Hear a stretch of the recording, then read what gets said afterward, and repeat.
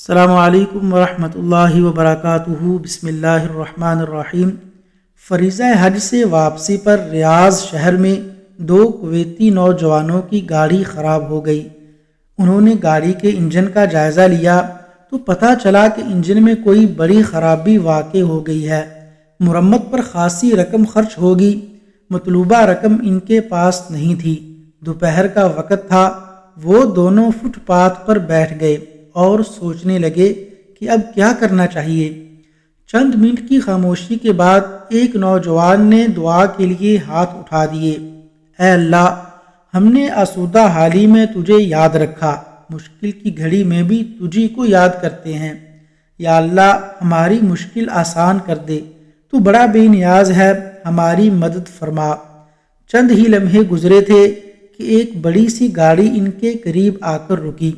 گاڑی سے ایک صاحب اترے، قریب آ کر سلام کیا اور بولے، کیا بات ہے، آپ دوپہر کی سخت گرمی میں یہاں بیٹھے ہیں؟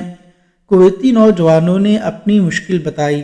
ان صاحب نے کہا، ریاض کے گورنر نے اس راستے سے گزرتے ہوئے آپ کو یہاں بیٹھے دیکھا تو مجھ سے کہا، پتہ کرو ان لوگوں کو کیا مشکل درپیش ہے جو یہاں بیٹھے ہیں۔ اگر واقعی کوئی مسئلہ ہے تو اسے حل کرو۔ یوں میں گورنر ریاض کے حکم سے آپ کے پاس آیا ہوں، آئیے میرے ساتھ چلیں۔ کویتی نوجوان کا کہنا ہے کہ ہم ان کے ساتھ روانہ ہوئے، بڑے سے خوبصورت محل میں پہنچے۔ ہمارے لیے دسترخوان بچھایا گیا، ہم نے پرتکلف کھانا کھایا۔ کھانے کے بعد ان صاحب نے گاڑی کے متعلق دریافت کیا۔ ہم نے بتایا کہ گاڑی خراب ہو چکی ہے، اس کی مرمت کرانی پڑے گی۔ انہوں نے مسکراتے ہوئے معذرت کی کہ آج تو ہفتہ وار چھٹی ہے، مرمت کی دکانیں تو بند پڑی ہیں۔ ہمارے اصرار پر انہوں نے کوشش کرنے کی حامی بھری۔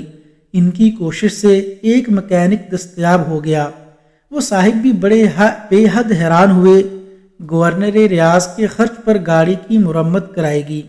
ہم نے ان صاحب کا اور بالخصوص گورنر صاحب کا دلی شکریہ ادا کیا اور خوشی خوشی واپسی کے سفر پر روانہ ہو گئے۔ اللہ تعالیٰ نے سچ فرمایا ہے۔ ترجمہ، میں تو ضرور عطا کروں گا بشرطے کہ تم مانگو۔ سبحان اللہ۔ وصلی اللہ علی نبینا محمد وعلی آلہ واصحابہ اجمعین۔